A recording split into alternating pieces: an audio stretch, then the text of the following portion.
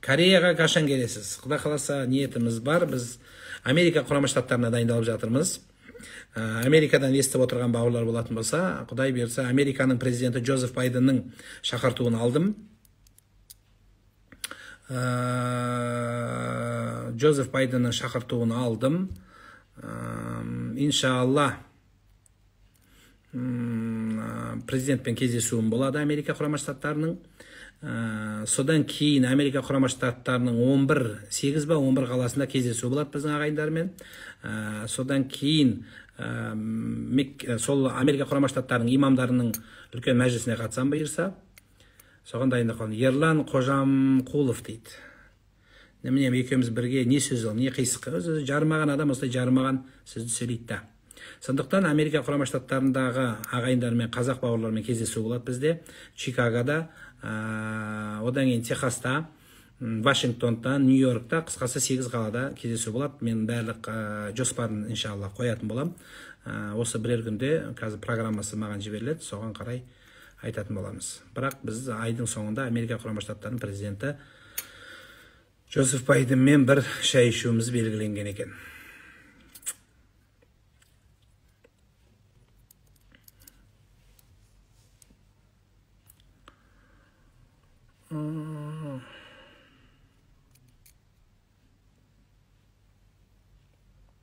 Маникюрмен дәрет қабыл болмайды деген рас па? Рас. Өйткені маникюрдің үстінде не тұрады? Лак тұрады. Лактан су өтпеген үшін дәрет өтпейді жан. Сол үшін бетіндегі суды, лакты кетіру керек. Қандай сұрақтар көтеріледі онда? Енді біздің еліміздің руханияты, мен саясатшы емеспін. Мен жерде барып саяси мәселелерді, жалпы діннің көзқарасы, ынтымақ, бірлік, татуластық төңірегінде баяндамам бар. Бірақ мен жерде саяси мәселелер көтермеймін. Президент сайлауы немесе президент мәселелері жерде айтылмайды. Менің кездесетін қауымым да, имамдарым да барлығы діни мәселеде. Егер қажетті болған сөздер болатын болса, айтуға, білесіздер, тілімізді ешкім тартпайды, айтамыз иншалла.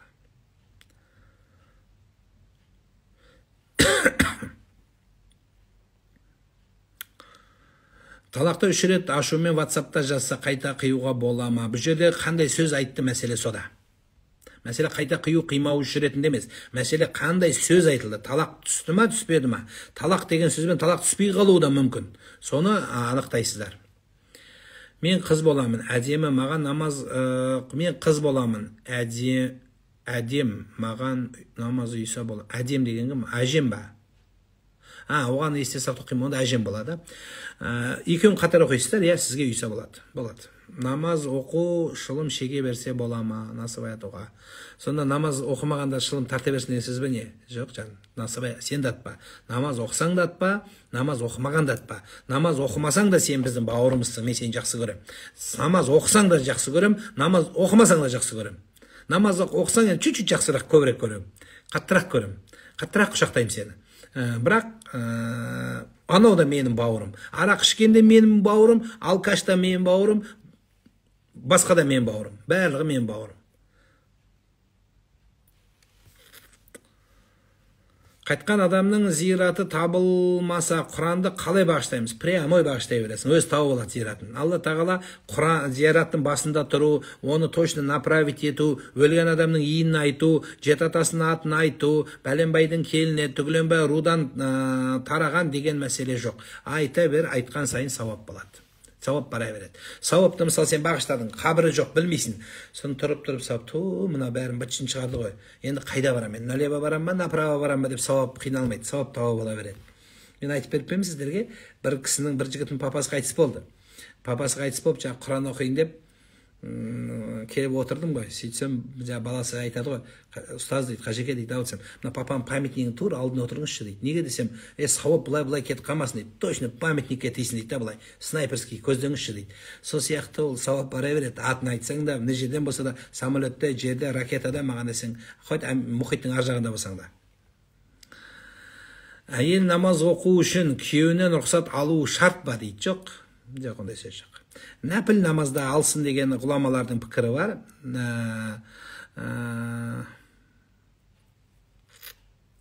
Сондай үкім бар. Бірінші истиғфар айтып, кейін зікір айтсақ бола ма дейді. Болады? Болады. Бірінші өз әсілі де солай. Бірінші истиғфар айтып барып айтады.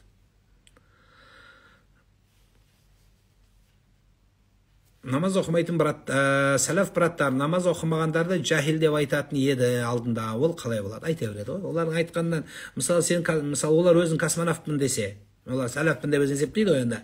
Мен мысалы айтсам, мен космонавтпын десем, Тоқтар Әубәкіровтың қасында отырдым десем, мен айта беремін, ол емес қой енді. Сол сияқты дүние ғой жан. Ол айтқанмен сәләфпін дегенмен сәләф болмайды. Сен жахил дегенмен сен жахил болмайсың. Сондықтан ол айта береді. Сен мысалы жындысың десем, я мен жындымын, мен ешақпын демейсің ғой сен. Сен ондай емессің.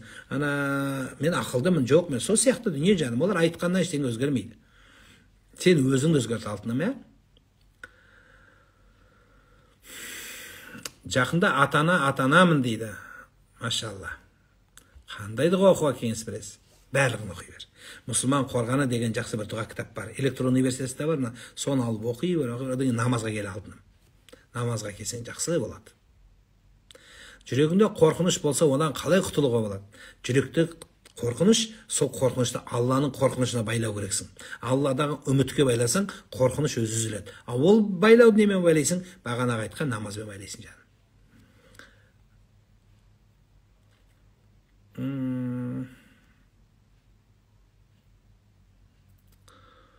ақш-қа барғаныңызда Палестина жайлы сөз қозғала ма? Иншалла айтамыз деп отырмыз. Мүмкіншілігі келгенде айтамыз, иә. Оны президентіміз де айтты, өз деңгейінде барлығы айтып жатыр. Біздің мемлекетіміздің айтынан, халқымыздың атынан сөйлейтін адамымыз бар, Құдайға шүкір. Сондықтан солай. Әйелімді тазалыққа қалай үйретсем болады дейді.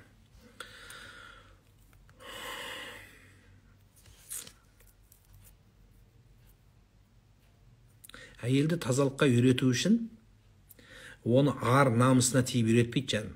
Ұрып, соғып, қорқытып, жәнін жей беріп, диванның астын неге сүртпейсің, картинаның арт жағын ағып сүртпейсің, телевизордың ішінен ағып қолын тықпайсың деп тазалық. Мынандай сөз бар. Орысша айтайын, енді орысша кішкене үйреніп қалған сөз. Чисто не там, где убирают, а там, где не ссорят дейді. Сол сияқты тазалық жуып, тазалап, жалаған жерде емес, тазалық шашпаған жерде, таза ұстаған жерде болады алтыным. Сондықтан да айтпақ болғаным, сіз ең бірінші соған қараңыз. Қаншалықты сіздің үйіңізде тазалық деген сөздің ішінде кейбіреулер жанын жеп қояды әйелдердің ше. Әйелдің жұмысына араласып, қазанына араласып, кружка жуғанына дейін кіріп, феримен жудың ба, мистер Мускулмен жудың ба деп, бұлай өмір болмайды жаным. Олай болатын болса әйелің, сен онда әйелдіктің форманы өзің қабылда да, әйеліңді диванның үстіне жатқызып қой. Сондықтан еркек адам мен әйел адамның ортасында парық болу керек. Иә, кейбір әйел табиғатынан салақ болады. Бір жігіт еркек әйелін тазалыққа үйретем деп, саяқ жұма ұйықтап қалады екен түнде. Сол кезде жуам деп не істеген екен? Үйге мысы қалған екен. Яғни ұрсып жағаласпаған. Сондықтан да тазалықтың белгілі бір шекарасы болады. Егер ол өз үйінен, семьясынан, тұқымынан көрмей өскен болса, көрінген жерге киімін лақтырып, көрінген жерге нәскиін лақтырып, гамажын көрген жерге шешіп жүрген болса, оны сен үйрете алмайсың жаным. Оны бағыттай аласың бейді, бұрып жөнге түсіре аласың. Бірақ оны түбегейлі өзгерту ол мүмкін емес. Өйткені ол балапан ұяда не көрсе, ұшқанда сонымен кетеді жаным. Солай болады.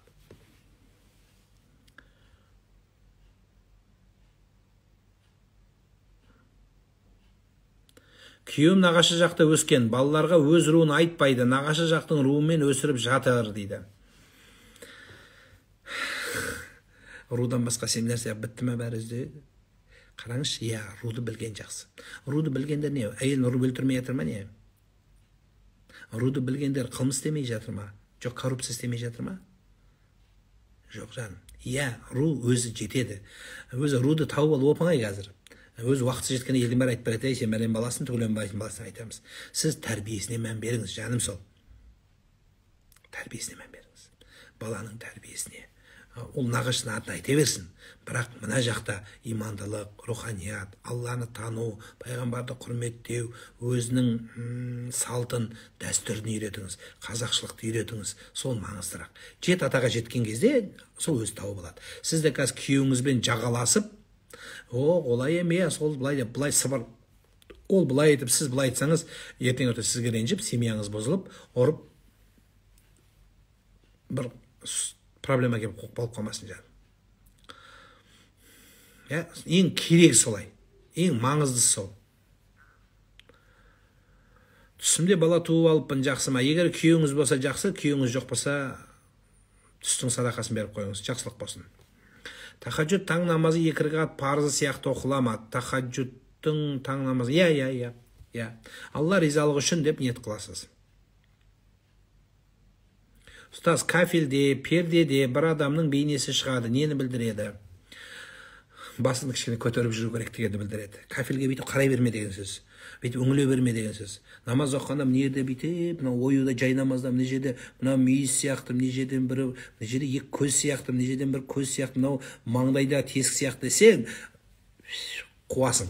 Сондықтан ондай болма.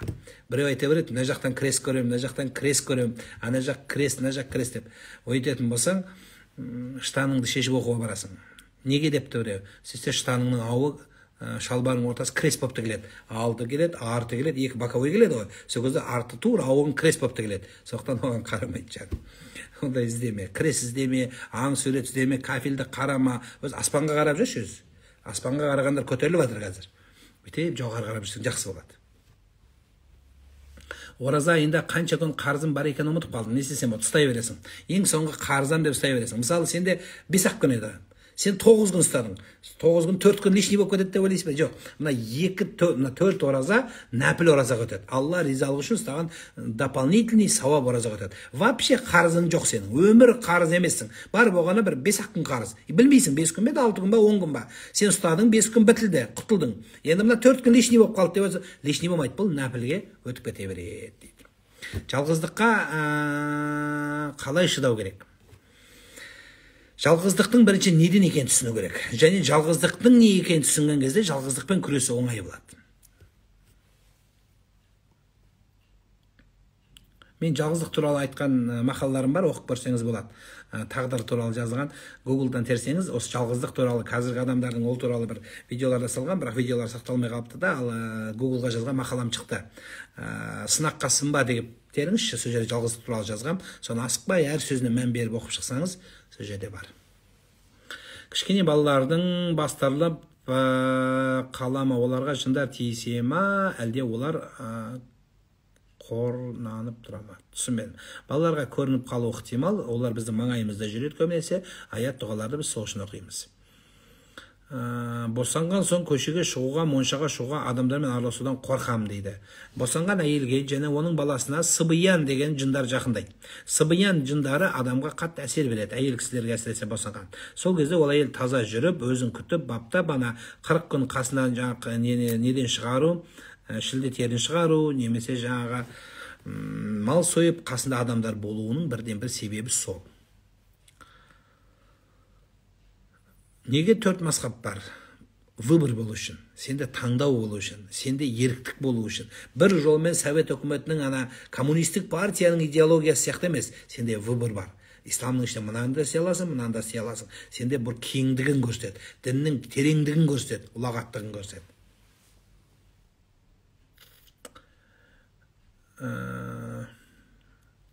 Шет елде қашан боласыз, кім шақырды сізді дейді. Кім бешнеге емесі мәселе. Сұрағың солай жода. Бұлай, Ресей Федерациясына шақырылып отырмыз. Осы бір аптадан кейін Мәскеу қаласында үлкен жиылыс болады. Өткен жылда барғам. Соған қайта шақырылып отыр. 7 мың адамдық Крокус Сити холлында Мәскеу қаласында кездесу болады. Одан кейін Америка құрама штаттарында кездесу болады. Одан кейін Европаға шақырылғанбыз.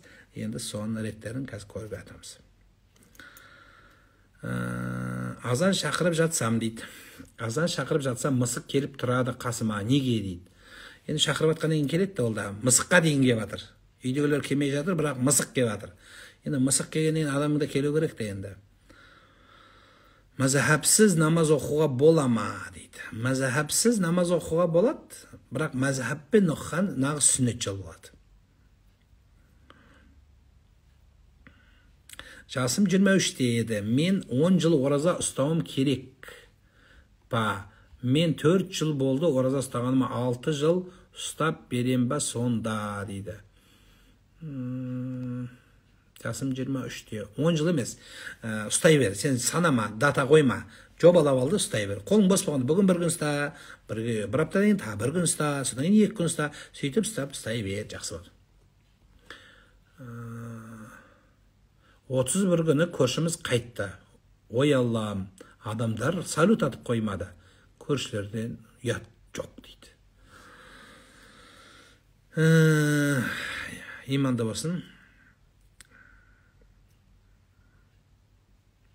13 жасар қызым, мен сізді тыңдап отырмын дейді. Тамаша. Аға дейді, аяғым ауыр, 4-ші кесарево бола, туға қорқып отырмын дейді.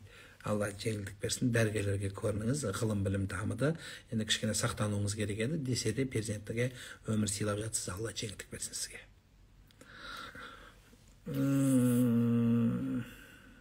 Сонда 4 мазхабтың любой біреуін ұстауға бола ма дейді. Ұстауға болады, бірақ білімің жетпейді оған. Біздің елімізде тәжірибеде, практикада Ханафи мазхабы. Сондықтан біздің үкімдеріміздің баршасы дерлік Ханафи мазхабында беріледі. Біздің елімізде Кавказ халықтары, яғни шешен, ингуш халықтары және курд деген халықтар, бұлар имам Шафии мазхабын ұстанылады. Бұдан басқаның барлығы Ханафи мазхабында болады. Сондықтан біздің Ханафи мазхабындағы ұстағаныңыз жақсырақ болады. Елде шатаспайды, өзіңізде де қолайлы болады. Адамда жын болса қалай белгілі? Ол айтылған біз отыралы. Нұрсұлтан Рысманбет ұстаздарының дәрісіне қалай қарайсыз? Жақсы қараймын, ол інімізге. Екеуміз доспыз, бауырмыз. Мен Қазақстанда барлық ұстаздармен ортам жақсы, барлығымызбен бауырмыз.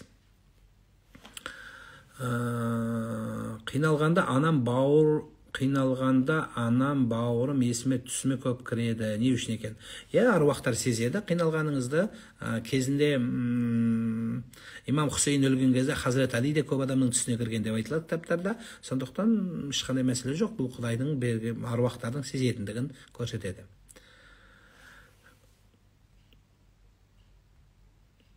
Медицина саласына оқыған едім. Егер хиджаб киген адамға алғашқы көмек керек дерлік, оған қол тигізу шариғатта үкімі қалай дейді. Жаным, айналдым.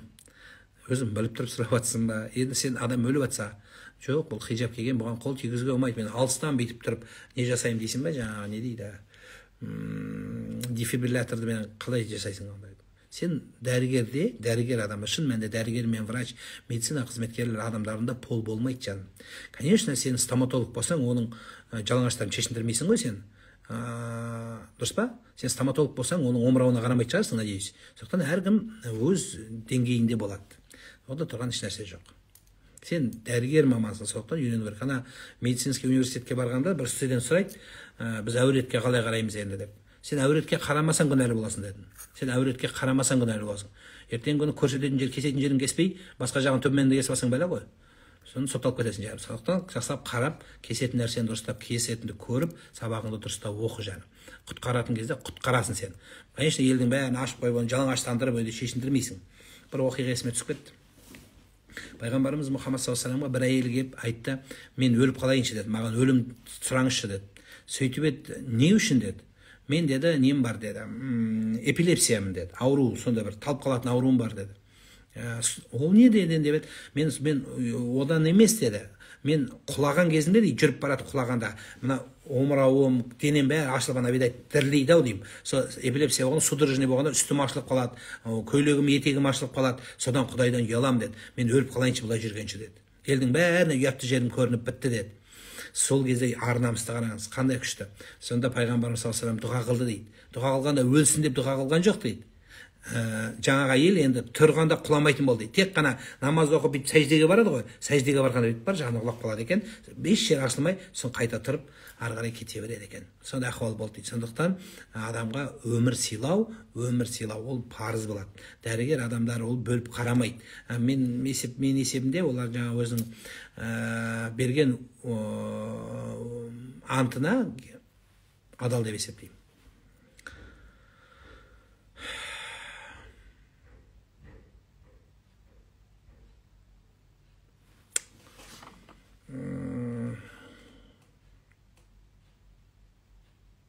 мүшел 37, ya 36'dan çekiyor ayttık. Түсіме папам қайтты мазасыз белгісі кіреді. Бауырларыңыз бен орталарыңызды реттеңіздер. Сапарда екі намазды қосып оқу дұрыс па? Ханафи мазхабында жам рұқсат етілмейді. Яғни жиналып оқылмайды. 5 намазды жеке-жеке оқисыз. Жинау деген мәселе былай ғой. Даже біздің сапарымыз бұрынғы сапар емес қой. Біздің сапарымыз рахат сапарлар. Біздің сапарларымыз бейбіт сапарлар. Біздің сапарларымыз қазір кайф сапарлар. Пайғамбардың ешекпен, атпен жүрген ешкім жоқ қазір. Бәрі машина, автобус, басқа пойыз деген сияқты. Сондықтан осындай дүние жаным.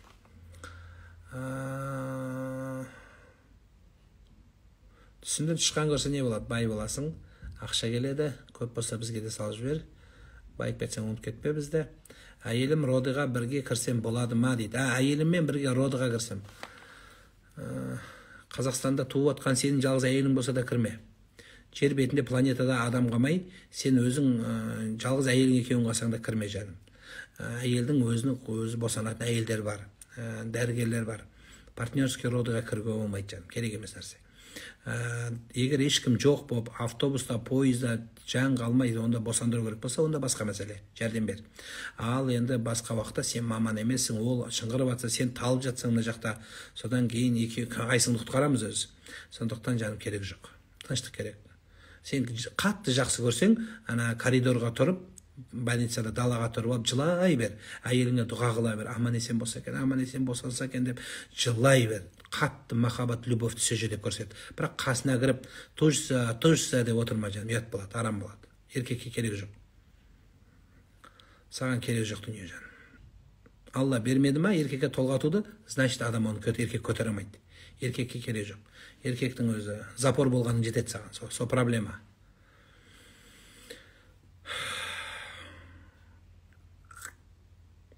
Меккеге 22-11 телефонына хабарласыңыздар. Хикмет Travel компаниясының колл-центріне 22-11 телефонына қажылық туралы, умра туралы қандай сұрағыңыз барады? Менмен барыңызларыңыз келсе 22-11 2-3 пакет бар, сіздерге колл-центрдағы менеджерлер түсіндіріп береді. Қанша пакет тұрады, қалай тұрады, ішіне не кіреді? 22-11.